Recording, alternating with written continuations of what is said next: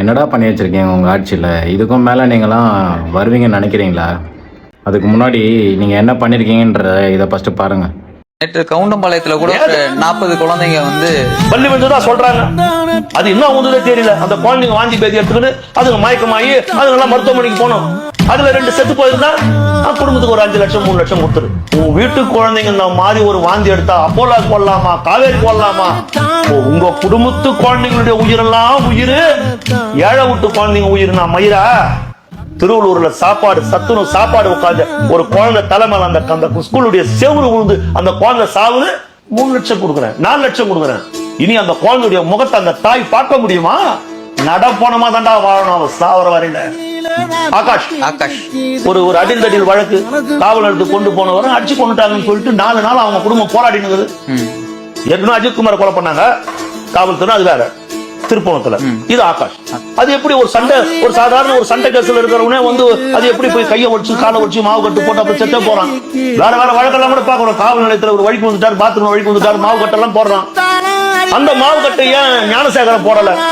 படிக்க வந்த ஒரு பொண்ணு அண்ணா யூனிவர்சிட்டியில வன்கொடுமை செய்த, பாலியல் வன்கொடுமை செய்த ஞானசேகரன் ஏன் மாவு கட்டு போடல? அவன் ஏன் பாத்ரூம்ல வழிக்கு விழல? அவன் திமுக தான். கிருஷ்ணகிரியில 2.5 வயது குழந்தை, அந்த குழந்தைய பாலியல் வன்கொடுமை செஞ்சு அந்த குழந்தைய கொன்னுட்டான் சார். அந்த மிருகம் குழந்தை எவ்வளவு வலியிலும் வேதனையும் அந்த குழந்தை 2.5 வயசு குழந்தை பிடிச்சிருக்கும். அந்த மனித மிருகத்தை சாவடிச்சிருந்தீங்கன்னா மக்கள் காவலர் மேல பூ போட்டு கொண்டாடி இருப்பான்.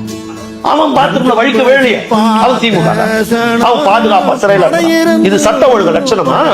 நாடு பத்தி எரியுது. கூத்தங்கரையில ஒரு கிராமத்து தோட்ட வீட்டுல இயற்கையோடு இயற்கையா ஒன்றி போய் தன்னுடைய வயதான மனைவி 60 வயது மனைவியோட ஒரு 70 வயது கணவர், ஒரு கணவன் மனைவியா சந்தோஷமா வாழ்ந்துருக்காங்க. அந்த பாவம் 60 வயது அந்த தாய, அந்த 70 வயது மதிக்கத்தக்க அந்த முதியவர் பெரியவர், அவர் எப்படி சார் தடுக்க முடியும்?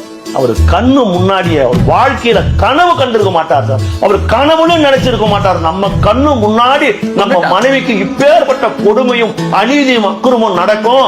அதுவும் இந்த வயசுல சிந்திச்சிருப்பாரா? ஒரு அடிச்சு கொள்றான், தடுக்க போனவர் அடிச்சு கொள்றான், அவர் இறந்து போறாரு. அந்த அம்மா பாவம் குத்துயிரும் கொலையுமா அந்த அம்மா வன்கொடுமை செஞ்சு பாலியல் வன்கொடுமை, அந்த அம்மா மருத்துவமனையில் இருக்கிறாங்க சார்.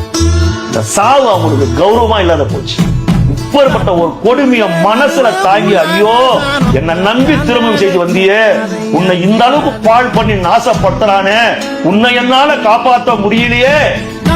70 வயது மதியவர் செத்து போறார் சார், செத்து போறார் சார். இந்த நாசக்கார ஆட்சியில விழா கொண்டாடுற திருச்சியில பேசுறீங்க. எங்க இருக்கு சட்டம் ஒழுங்கு இந்த நாட்டுல? இதெல்லாம் கேட்க மாட்டார் அவர் முதலமைச்சர்? இதெல்லாம் யோசிக்க மாட்டீங்களா?